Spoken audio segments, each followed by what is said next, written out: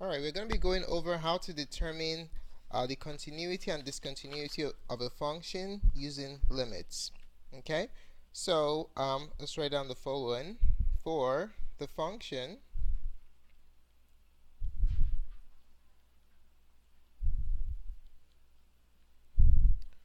y equals f of x, this function could either be continuous or discontinuous. Okay, so how will we describe the continuity of this function using limits? So let's start with continuity first. Continuous. So if the limit as x approaches a from the left of the function is equal to the limit as x approaches a from the right of the function, if these two limits are the same and are equal to the value of the function at a, then this means that f is continuous at a. Okay, so if you're asked to determine if a function is continuous or not using limits, all you just have to do is find the left, right limit and the value of the function and see if they're all the same. So if you want to use this using shorthand, you can say if the left hand limit LHL is equal to the right hand limit and these two are equal to the value of the function, then that means that f is continuous at whatever value you're approaching in evaluating the value of the function at. Alright, so this is the condition for determining continuity using limits. Now if a function is not continuous, then it must be discontinuous. Okay, so we're going to take a look at how to describe discontinuity using limits. There are going to be 4 cases that we are going to be looking at. Let's take a look at the first type of discontinuity that there is. So these are all types of discontinuity. Case number 1, if the left hand limit, leave it as x approaches a from the left of the function, if the left hand limit is equal to the right hand limit,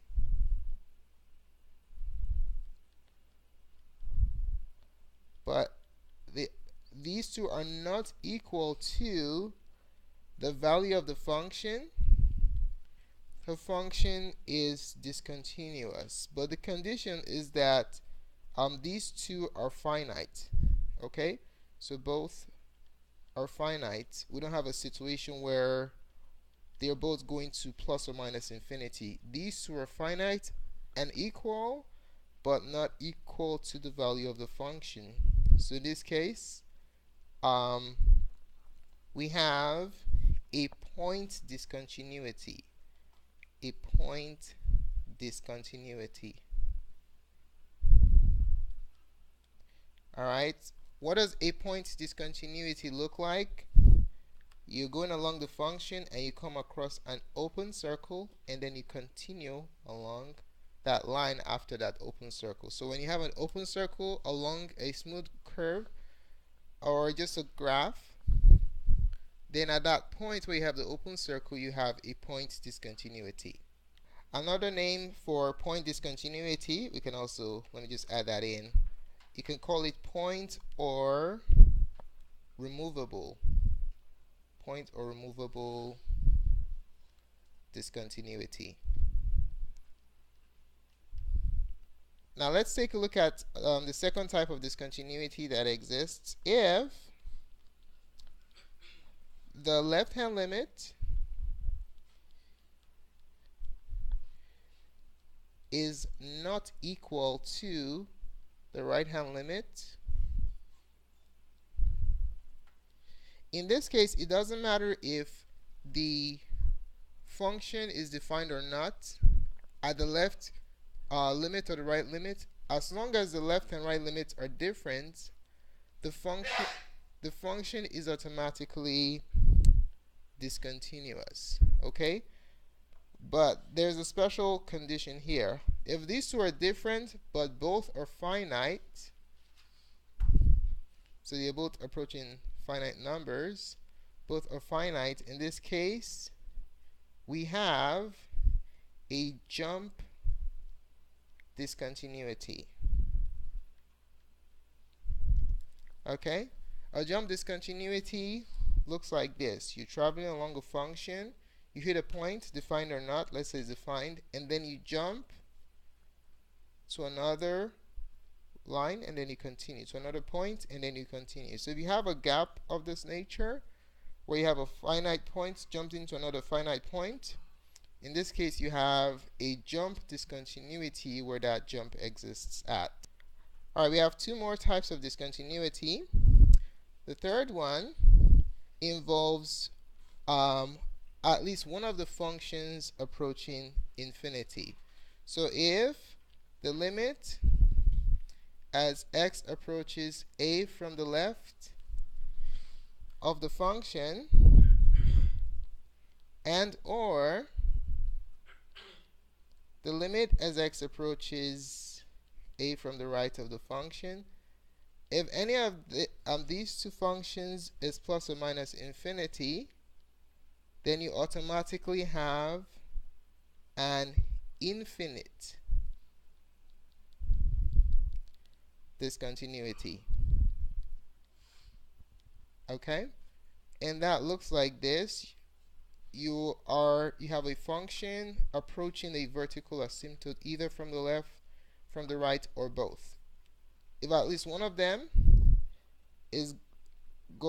has a vertical asymptote as its asymptote, then in that case you have an infinite discontinuity. So in this case you can see that the left hand limit, as you approach a, let's say this is a right here, is infinity, and the right hand limit is finite. This case you have an infinite discontinuity because at least one function approaches infinity. One limit approaches infinity. So the fourth type of discontinuity is interesting.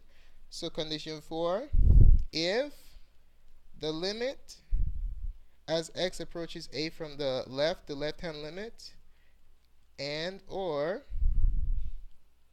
the right hand limit, the limit as x approaches a from the right, oscillates, basically it oscillates between a max and minimum value.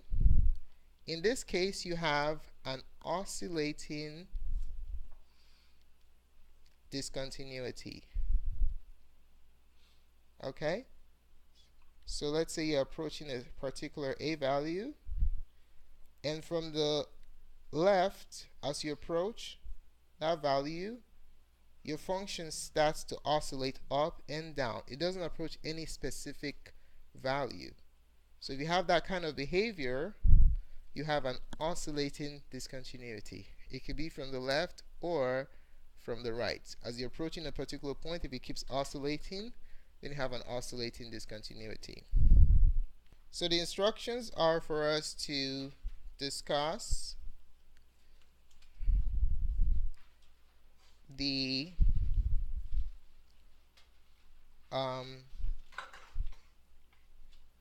continuity or discontinuity of the function,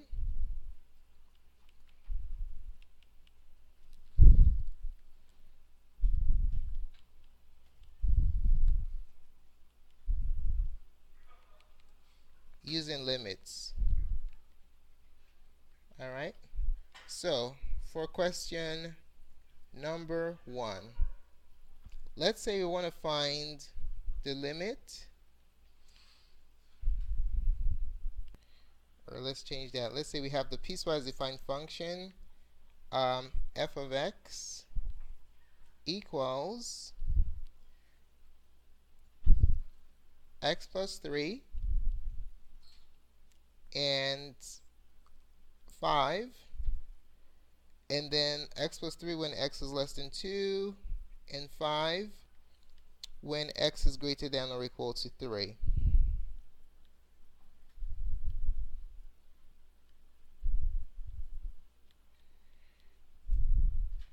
greater than or equal to 2. Okay, so we are discussing the continuity or discontinuity at x equals 2. That's our focus. Alright, so to discuss the continuity or discontinuity at x equals 2 with this piecewise defined function, the first thing we want to do is give ourselves a visual understanding of what's going on here. So we're going to draw a number line, and let's assign our function values. The break happens at 2, so we have function 1 and function 2. Function 1 is where x is less than 2, so open circle, going to the left, we have function 1 active, okay, because that is where x is less than 2. The function that's active here, this is interval 1, is x plus 3. Now, at the point or to the right, function 2 is active because that's where it's greater. Okay, so it's always good to give yourselves a visual so you can be able to organize your limits accurately. So this is where x is greater than or equal to 2, illustrated by the closed circle, interval 2, and the function that's live here is f of x equals 5. Okay, so of course we know that this is the right. We're approaching 2 from the right, and then this right here is your left, where you're approaching 2 from the left. Okay, so now we're ready to go ahead and discuss the continuity or discontinuity of the function. Alright, so to do that, we're going to start by looking at the limits. Left hand limit, let's find that first. Left hand limit.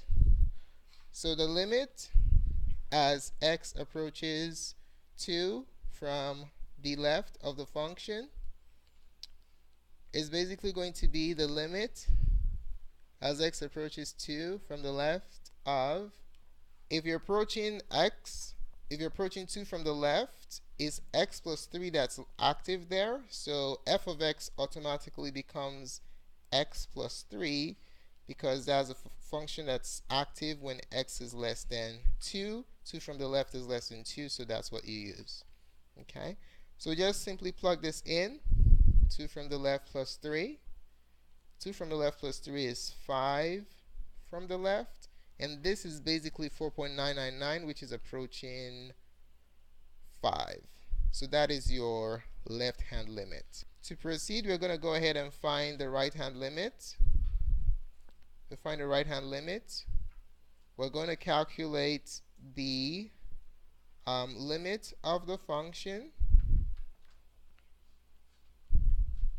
as x approaches 2 from the right of f of x. Okay, when you're approaching 2 from the right, you can see that the function, the piece of the function where f of x is equal to 5 is what's active, since 2 from the right is greater than 2.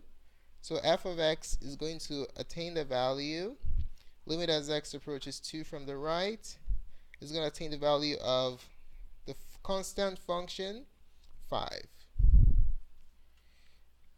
This limit is going to become, so this limit is just going to be 5. This function is always 5 regardless of what x is. Okay, we have the left hand limit and the right hand limit. They are both the same, means that the limit exists. So the limit of f of x as x approaches 2 exists based on this information that we have, because the right and the left hand limits are the same. We do not know about the continuity yet because we have one more piece, which is the value of the function v of f. To find the value of the function, we're just simply going to evaluate the piecewise defined function at x equals 2. Okay, so when I input 2 into the graph, what's my output going to be? Let's take a look at the graph right here. We have two options to input 2 into, either the red or the green, either x plus 3 or 5. Which one are we going to use?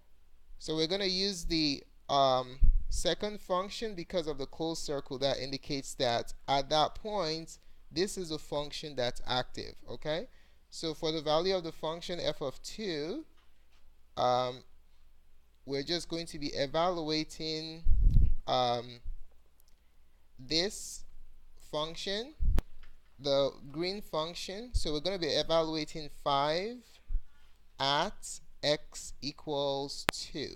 So this is how you write it. You want to evaluate 5 at x equals 2.